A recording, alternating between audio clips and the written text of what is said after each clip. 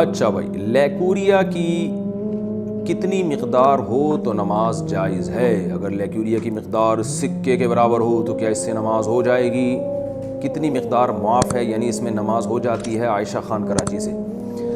دیکھیں، لیکوریا کی نجاست ہو یا کوئی بھی گندگی ہو، پیشاب ہو، تو یہ جو ہماری ہتھیلی ہے نا، اس میں جب پانی ہم ڈالتے ہیں تو جتنا پانی کھڑا رہتا ہے یہ 1 درہم کے برابر بنتی ہے۔ پہلے زمانے میں جو 5 روپے کا سکہ ہوتا تھا، تو جب تک مقدار اس سے کم ہو معاف ہے، اتنی یا اس سے زیادہ ہو تو وہ معاف نہیں ہے، کیونکہ تھوڑی مقدار نجاست کی بہرحال قابل معافی ہے، کیونکہ ما جعل علیکم فی الدین من حرج، اللہ نے دین میں تنگی نہیں رکھی ہے۔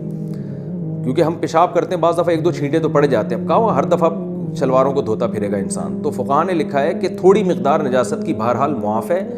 تو اب کتنی تھوڑی ہے اور کتنی زیادہ ہے تو اس کے بارے میں قرآن و سنت میں واضح ہدایات نہیں ملتی، تو فقہاء نے دیگر احکام سے قیاس کیا ہے۔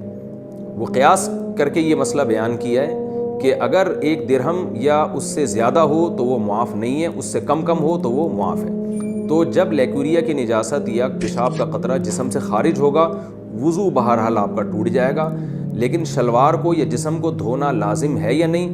تو 1 آدھ قطرہ ہے یا تھوڑی سی لیکوریا کی رطوبت ہے تو وہ تو معاف ہے، لیکن اگر وہ اتنی پھیل گئی ہے ہتھیلی کی گہرائی کے برابر، جو پہلے زمانے میں جو 5 روپے کا بڑا سکہ ہوتا تھا اس کے برابر اگر پھیل گئی ہے تو اس جگہ کو دھونا لازم ہے، اس سے کم ہے تو اس جگہ کو دھونا لازم نہیں ہے۔ اور اگر متفرق پھیلی ہے، تھوڑی وہاں تھوڑی وہاں، تو ایک اندازہ لگائیں کہ یہ جمع ہوتی تو اتنی پھیل جاتی کہ نہیں پھیلتی، تو وہ اندازہ لگائیں۔ اگر آپ کا خیال ہے کہ اتنی ہے تو دھو لیں، اس سے کم ہے تو نہ دھوئیں، بے شک نہ دھوئیں، دھوئیں گے تو اچھی بات ہے۔ زوجہ تھکاوٹ کی وجہ سے شوہر کو قریب آنے سے منع کر سکتی ہے؟ اگر گھر کے کام کاج کی وجہ سے، تھکاوٹ کی وجہ سے عورت اپنے شوہر کو قریب نہ آنے دے تو کیا ایسا کرنا بھی گناہ ہوگا؟ یہ مسئلہ اگرچہ حیا کے خلاف ہے، اور میں خاتون کا نام بھی اناؤنس نہیں کرنا چاہ رہا جنہوں نے پوچھا ہے، تو حیا کے خلاف ہے مسئلہ، لیکن یہ بہت زیادہ پوچھا جاتا ہے اور اس میں بہت سارے گھرانے مبتلا ہیں، اس لیے میں بیان کر رہا ہوں۔ اور حدیث میں اس میں بہت واضح احکام ملتے ہیں۔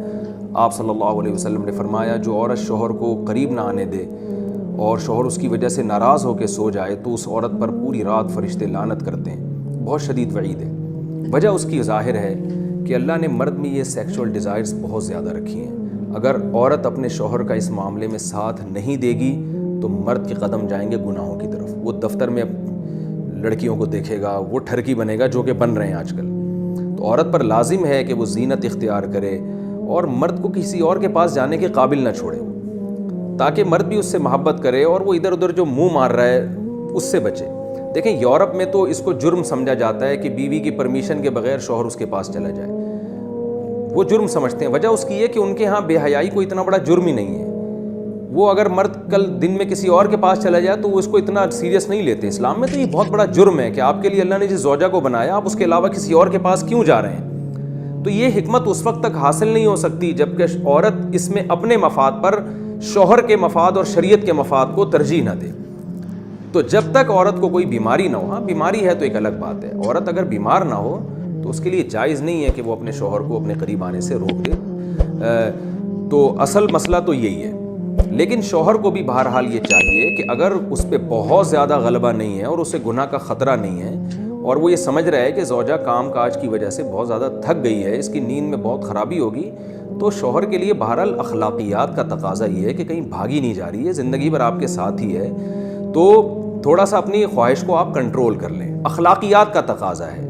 قانون تو ایسے موقع پہ شوہر کا ساتھ دے گا، اسلامی قانون عورت کو برا کہے گا، لیکن اخلاقیات بھی کوئی چیز ہوتی ہیں، بھئی آج کے بجائے صبر کر لو تو اور اپنے آپ کو کنٹرول کر لو۔ تو کبھی کبھار اگر ایسا ہوتا ہے تو شوہر کو چاہیے کہ وہ اخلاقیات کا مظاہرہ کریں اور بیوی کو مجبور نہ کرے، لیکن بہرحال قانون یہی ہے کہ عورت کے لیے اپنے آپ کو روکنا جائز نہیں ہے، کیونکہ اس میں عورت کا کوئی خاص نقصان بھی نہیں ہوتا۔ انرجی تو مرد کی یوٹیلائز ہوتی ہے بہت زیادہ، تو عورت جس کا زیادہ نقصان نہیں ہو رہا اور مرد جس کا بیڑا غرق ہونے کا خطرہ ہے، اس کی نیند خراب ہو سکتی ہے رات کی اور پھر اگلے دن اس کو گناہ کا خطرہ ہے۔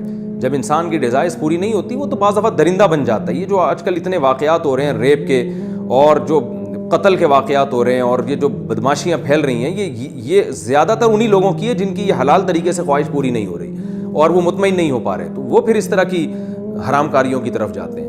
تو اس لیے شریعت نے بہرحال حکم دیا ہے کہ اس معاملے میں عورت شوہر کا ساتھ دے۔ عورت جان بوجھ کر شادی نہ کرے تو کیا گنہگار ہوگی؟ میری 2 جگہ طلاق ہوئی ہے اور میری ایک بیٹی ہے، ابھی میں شادی نہیں کرنا چاہتی، میں بیمار بھی رہتی ہوں، تو اگر میں شادی نہیں کروں تو کیا مجھے گناہ ہوگا؟ دیکھیے، آپ شادی نہ کریں تو کوئی گناہ نہیں ہے، کوئی شادی فرض واجب نہیں ہے، آپ کا اگر موڈ نہیں ہے تو نہ کریں شادی آپ۔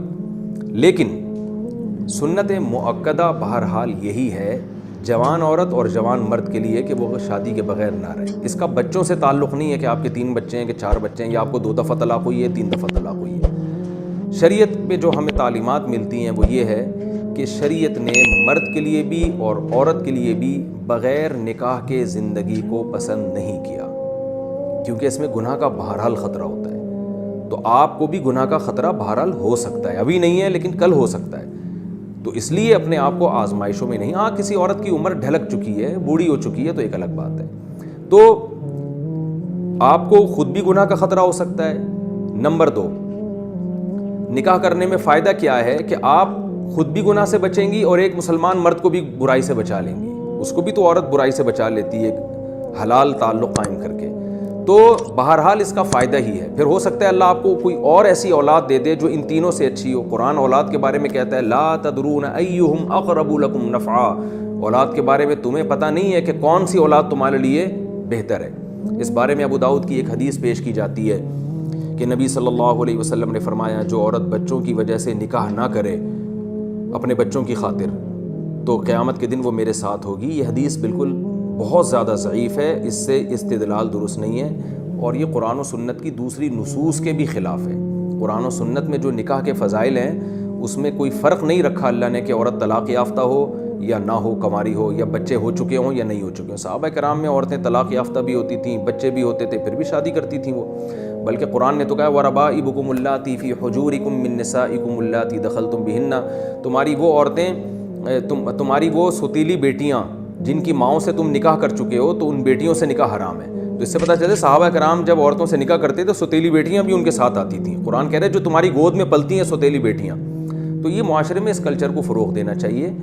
اس لیے میں آپ کو مشورہ دوں گا کہ آپ کوئی بھی آپ کو ہم پلہ کفو رشتہ ملتا ہے تو آپ اس سے بہتر ہے کہ نکاح کر لیں، لیکن بہرحال زبردستی نہیں ہے اس میں، یہ کوئی ایسا حکم نہیں ہے جو کسی سے گن پوائنٹ پہ کروایا